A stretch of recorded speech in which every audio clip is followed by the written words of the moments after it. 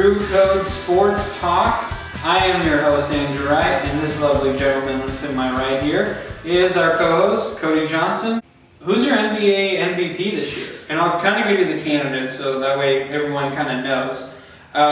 Russell Westbrook is on there, James Harden, Kawhi Leonard, LeBron James, Isiah Thomas, and Steph Curry. Okay. I'm going to do process of elimination first.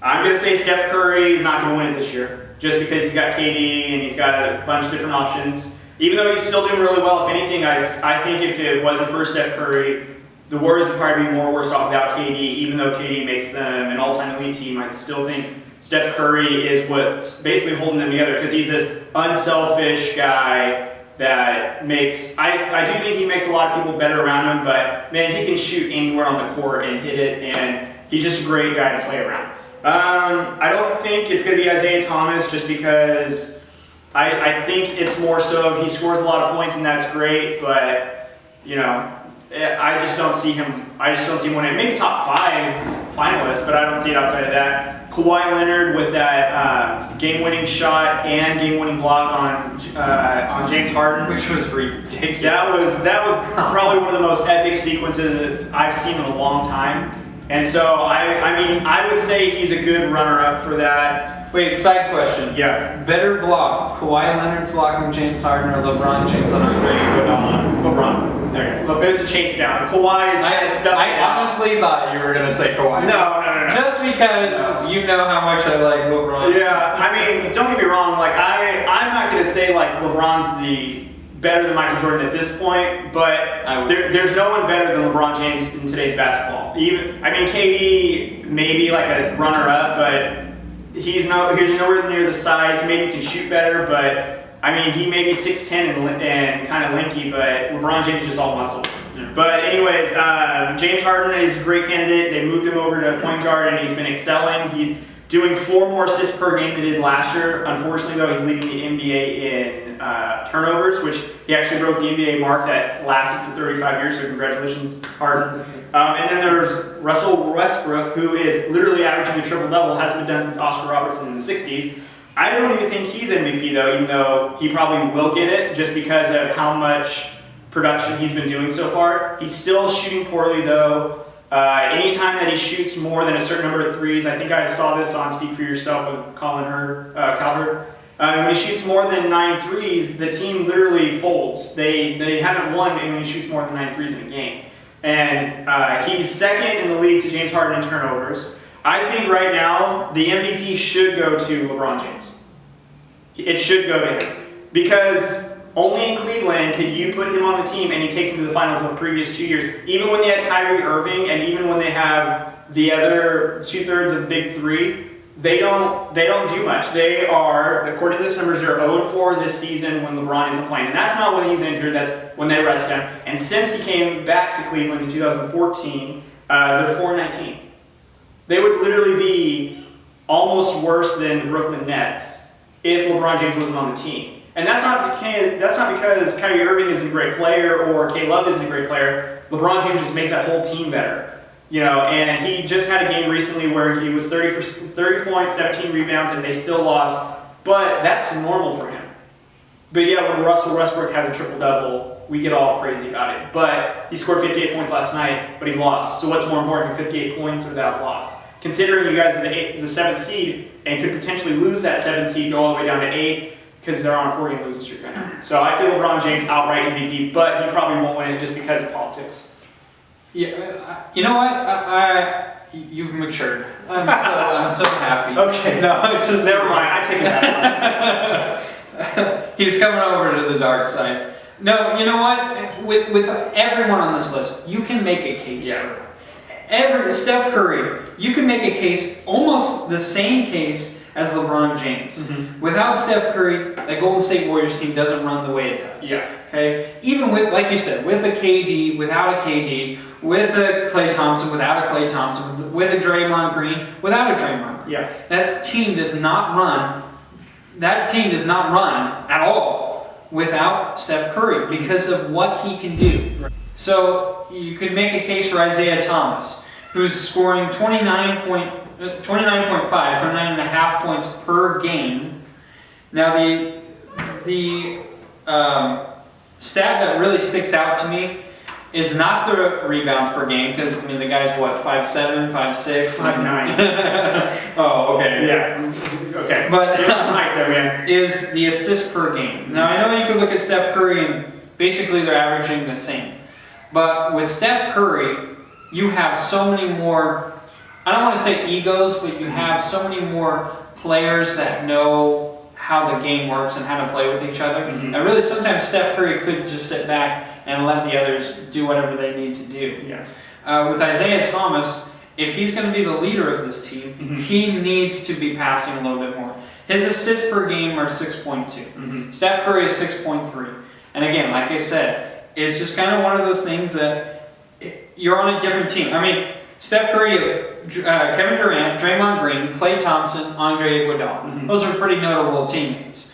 Notable teammates for Isiah Thomas: Al Horford, Jay Crowder, Avery Bradley, and Marcus Smart. Who, by the way, Avery Bradley, has constantly been injured. Al Horford's even missed a couple of games. So Isiah Thomas, you can almost make a case that he's runner-up to LeBron James, because he's doing more with what he has with a better record than even Westbrook or Harden. Although Harden is a hard case to defend, though, because he got his team. They finished 8th last season, last place in the West as far as seeding for playoffs.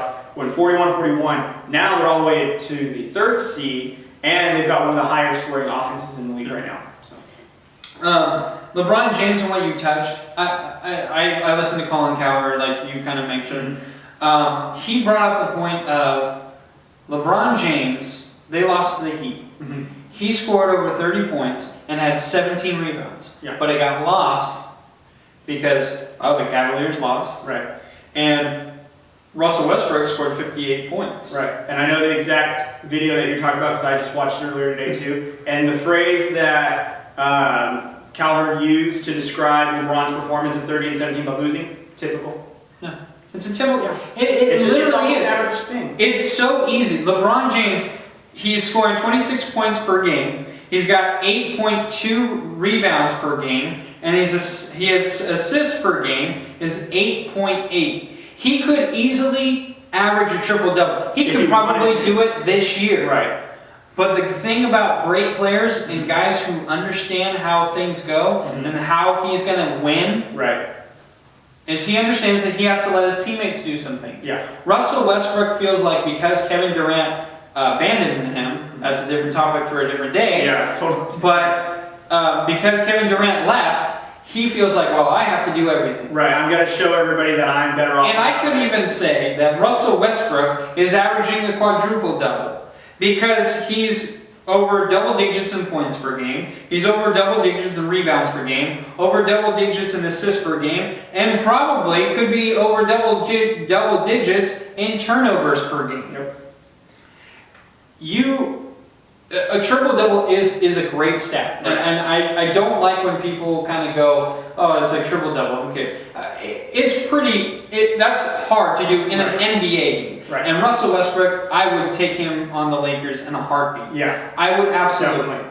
The issue with him and why Kevin Durant left is because he turns the ball over, and when he does that, he feels like he has to make up for it, so he does not pass the ball. He goes and does it himself. Yeah, people say that he's got this Kobe mentality in a sense, ultra competitor, which no doubt he is. But one of the things as a Laker fan for me that I had a hard time with Brian is sometimes he got tunnel vision. And he forgot that he had 4 other people on the court, even though they couldn't hit a shot or they couldn't hit water if they fell out of a boat some nights.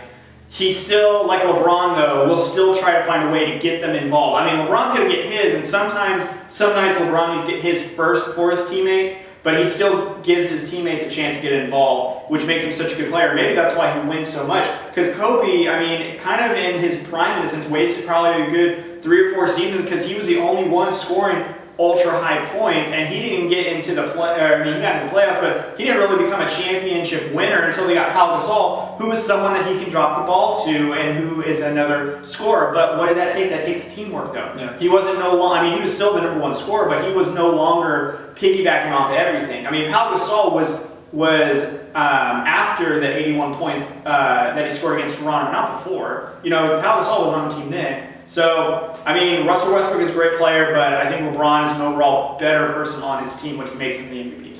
Now, I've heard the argument, too, of the way of, MVP is best player this year, which is understandable. If you look at LeBron James this year, numbers-wise, no, he's not the best player. Right. But if you watch the games, it's so hard to deny that LeBron James could not ever be an MVP candidate. Right. And every year, LeBron James does the same thing. Mm-hmm. He could average a triple-double if he wanted to. He literally could. He's 2 points away on rebounds and assists a game? Which he still does every now and again. And then probably what skews the average is some of the nights where he takes off that he rests. Or there are some nights where you can see if he knows his team is well endowed, they're not pushing themselves as hard. That LeBron James is MVP. I just think, yes, he's got Kevin Love, who is injured right now. Yeah. But he's got Kyrie Irving, who's now he's getting into his prime. Right. J.R. Smith, who has really helped out the team. Mm-hmm. Especially when he comes back, he definitely will.